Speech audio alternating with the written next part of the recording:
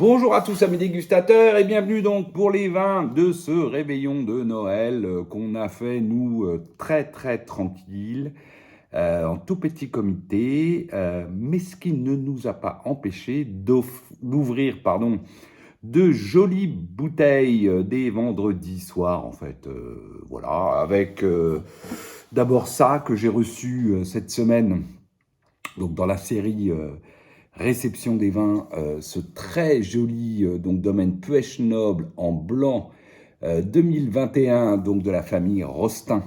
Que dire de ce vin si ce n'est que c'est très joli, très beau nez, assez pur de poire, vraiment poire William Poire, très pur.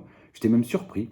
Après, on a les belles notes, alors herbes séchées, un peu garrigue, qui évoluent tout doucement, enfin non, pas d'ailleurs pas si doucement que ça, vers le fenouil, avec ce petit côté anisé mentholé sur un fond, on va dire plutôt, allez, léger amande, un peu cire d'abeille, voilà.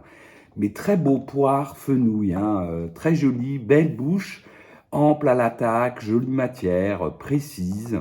Il y a de la fraîcheur, avec un tout petit peu de gaz, et puis une certaine fraîcheur qui tient l'ensemble. Jolie finale, pleine, jolie persistance. Voilà, un très joli blanc du Languedoc de la famille Rostin. De toute façon, souvent, Puech Noble, c'est souvent très bon. Et j'en veux pour preuve, parce qu'on a ouvert ensuite ça, qui était aussi dans la livraison. Donc, le Puech Noble, mais version rouge, et cette fois sur le millésime 2016. Donc, un Puech Noble rouge, bah, gentiment arrivé à maturité, ça commence vraiment à bien se boire. Bonnet, plutôt fruits noirs, cassis et myrtille, assez myrtille. Ensuite, des notes un peu fumées, puis épicées, poivrées sur un fond typé plutôt cacao. C'est très joli, c'est classe. Belle bouche, fraîche, jolie matière à nouveau. Tanin soyeux, fin. C'est assez profond, c'est assez frais. Moi, j'étais surpris. M'attendais à quelque chose éventuellement un peu plus puissant, avec un peu plus d'épaule et puis un peu plus presque alcooleux, j'allais dire. Pas du tout. Là, on a une jolie fraîcheur, une belle finale fraîche. Et toujours sur ce côté cassis myrtille, les notes d'épices, alors elles évoluent entre le réglissé et le poivré. Et puis ce fond un peu fumé, presque tabac, le garrigue, ça fait un peu tabac. Voilà, c'est très joli que ce Puech Noble rouge 2021. Le blanc est encore, je dirais, un cran au-dessus que le rouge, en tout cas sur ces deux bouteilles. Un cran, enfin un petit peu au-dessus. Mais c'est deux très jolis vins. Ensuite, on a attaqué les festivités. Alors, on l'a attaqué avec un meursault. On a fait deux meursaults, en fait, pour les blancs bourguignons. Le premier, donc, que j'ai rentré cette semaine, le 2020 de Jean-François Germain, donc du domaine Henri de Germain. Alors, que vous dire? Bah, on est sur 2020, ça, il n'y a pas photo. Mais alors, quelle maîtrise de l'ami Jean-François sur ces 2020. On a un nez évidemment expressif, très classe, fruits blancs à nouveau poire, puis ensuite une fine ligne criée réduction, mais assez fine, assez légère, qui apporte plutôt un peu de classe, un peu de complexité, et qui surtout le lendemain, par exemple, a quasiment disparu, donc on est bien sur une toute petite réduction.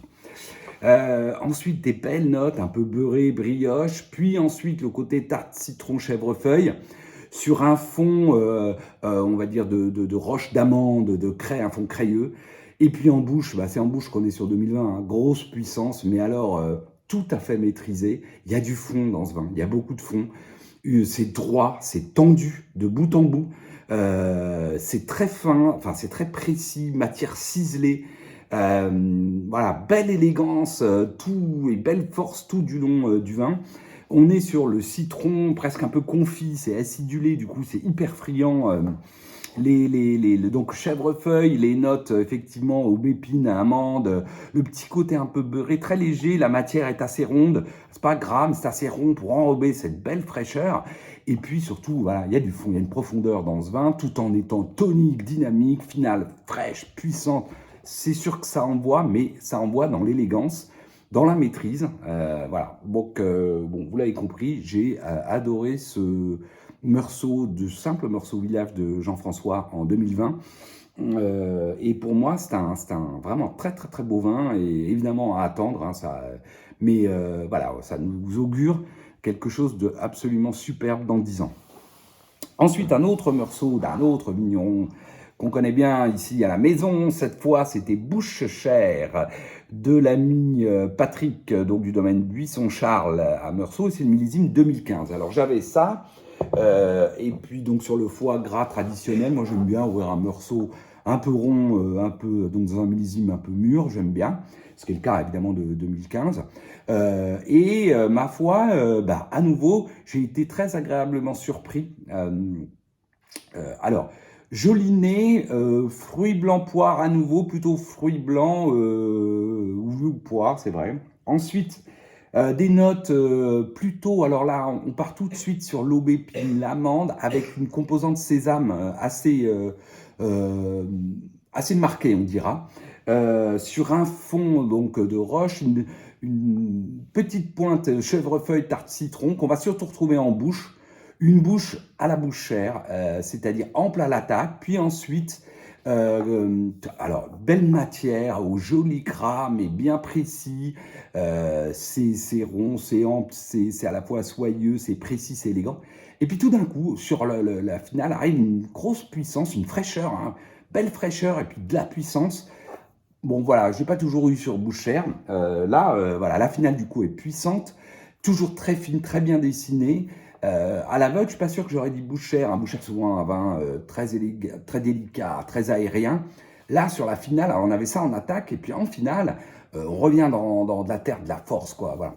Euh, et puis jolie longueur, donc à nouveau la poire, puis le côté un peu citron, tarte citron, meringuée chèvrefeuille, les notes aubépine, le note et le fond aubépine amande, un petit peu moins beurré par exemple que le Meursault de Jean-François. Je pense que l'élevage là est déjà bien assimilé. Ensuite, on avait des huîtres. Qu'est-ce qu'on a ouvert sur les huîtres? Alors, bon, je n'avais pas de joli chablis, enfin j'avais des jolis chablis, mais je sais pas, je n'ai pas eu envie. Et donc finalement, j'ai été ouvrir ça. En fait, c'est ça qui m'a donné envie, c'est de boire la bouteille. Un Sancerre, que ça fait longtemps que j'avais pas bu un vin, de l'ami Boulet, du domaine Gérard Boulet, et c'est Claude Beaujeu. Et c'est le millésime 2012. Donc j'avais rapporté ça évidemment pour les 10 ans du millésime, donc il était temps de le boire. Et qu'est-ce que ça donne? Eh ben, Eh ben, je vais vous dire, c'était les Boulets, vous savez, c'est les Boulets, le pic, là, la fameuse série. Et moi, là, je me suis dit dans ma tête, ah bah tiens, moi je fais du Boulet Pinard. Voilà, deux mondes un peu opposés entre ces deux vignerons de Sancerre, en tout cas sur ce Claude Beaujeu 2012.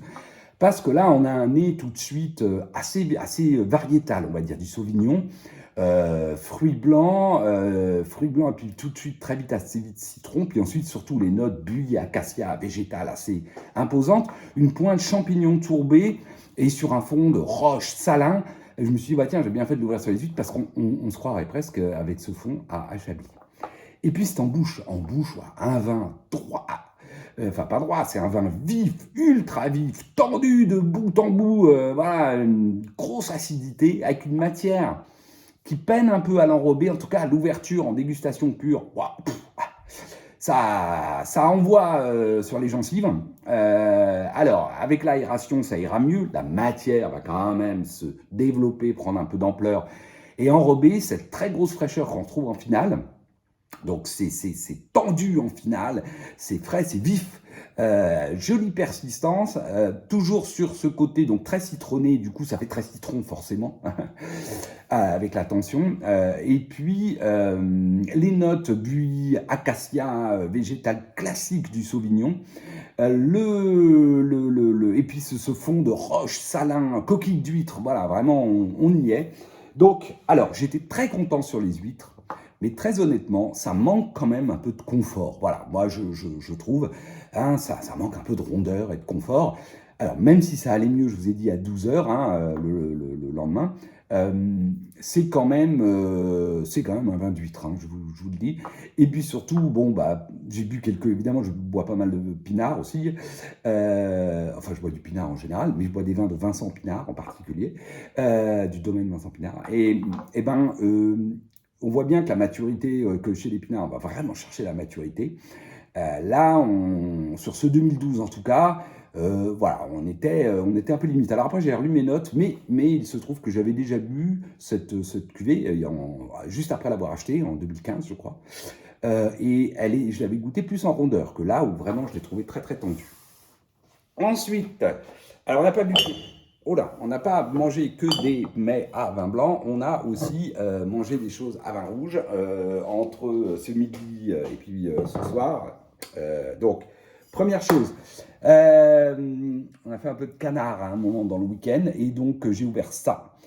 Un château d'Ampuis, donc 2006, de l'ami Bigal. Alors, qu'est-ce que ça donne? Bon, bah donc une côte rôtie tradie de la côte rôtie au nez. Un nez très marqué, lardé, suie, âtre à l'ouverture. Puis ensuite, vont arriver, on va se retrouver un peu avec le cassis quand même. Et puis de belles notes de fruits rouges plutôt, framboise, groseille. Un petit côté poivré, de la syrah, voilà, sur un fond, on va dire, plutôt fumé. Fumé, lardé, bacon grillé. Ensuite, en bouche, c'est là où j'ai été assez surpris. On a une bouche droite, à nouveau assez vive. Alors, joli tanin, plutôt soyeux. Alors, un peu lâche, moi j'ai trouvé en tout cas. Voilà, pas d'une grande densité, pas d'une grande force, concentration, je ne sais pas comment vous dire, qui permettait justement de donner de la rondeur à cette bouche fraîche, voire vive. Finale donc fraîche, par contre très élégante. Sur effectivement au départ le cassis, puis ensuite plus fruits rouges, c'est ce que je disais, donc un peu groseille, enfin surtout groseille, d'ailleurs groseille cerise, les belles notes d'âtre, de suie, ensuite le côté lardé, bacon grillé, et ce fond fumé, un peu plus balsamique en bouche et en finale. Je pense que c'est dû à l'acidité, à la fraîcheur, qui évoque un petit peu plus ce type d'aromatique. Au final, une jolie côte rôtie. Alors après, j'ai regardé dans mes notes, c'est le millésime 2006. C'est en moyenne, c'était la troisième, je crois que je bois. Bon, c'est ma moyenne la moins élevée des 6 ou 7 millésimes, des 5 millésimes d'Ampuis que j'ai dégusté plusieurs fois. Bon, alors après, ça reste excellent. Et Sylvia a beaucoup aimé, elle, justement, a beaucoup aimé cette fraîcheur. Et ce petit côté un peu fruits rouges et la jolie complexité qui l'accompagnait. Donc voilà, moi c'est vrai que j'aime bien quand c'est un petit peu plus rond, voilà, je crois que vous l'avez compris, si vous écoutez régulièrement mes dégustations. Et puis pour finir, on a ouvert ça, un Châteauneuf-du-Pape, le vieux donjon, et c'est le millésime 2012. Alors, pour accompagner un steak tartare, on fait du steak tartare, mon fils adore ça, comme il se remet de ces soucis médicaux, voilà, on voulait lui faire plaisir. Et ma foi, d'abord l'accord, bon, bah, je confirme que c'est quand même un accord qui marche assez bien. J'ai essayé les deux, la côte rôtie et les deux. Le Châteauneuf marche plutôt très bien, même si la côte rôtie n'a pas démérité. Et qu'est-ce qui donne ce vieux donjon? Ben écoutez, un Châteauneuf classique. Au nez, on est sur la prune, la cerise, léger kirché avec l'ouverture à 4-5 heures quand le vin se réchauffe. Ensuite, on a les notes garrigue, herbes séchées, qui vont tourner franchement tabac fumé, mais surtout tabac. Une pointe d'orange sanguine agréable, ça allège sur un fond cacao. Ensuite, une jolie bouche, puissante certes, mais on est à Châteauneuf, donc c'est normal. Des tanins soyeux, une jolie fraîcheur, hein, c'est structuré, il y a de la fraîcheur, c'est pas ni mou, ni... voilà. Et puis une finale, plutôt d'ailleurs dans un style frais, on va dire, en tout cas fin, avec une jolie persistance. Bon, par contre, on a toujours un peu quand même l'alcool, la cerise se fait un peu vraiment kircher sur la finale. Les notes, donc un peu garrigue, herbes séchées, qui font ensuite plus tabac fumé, fond cacao et la petite pointe orange sanguine très agréable.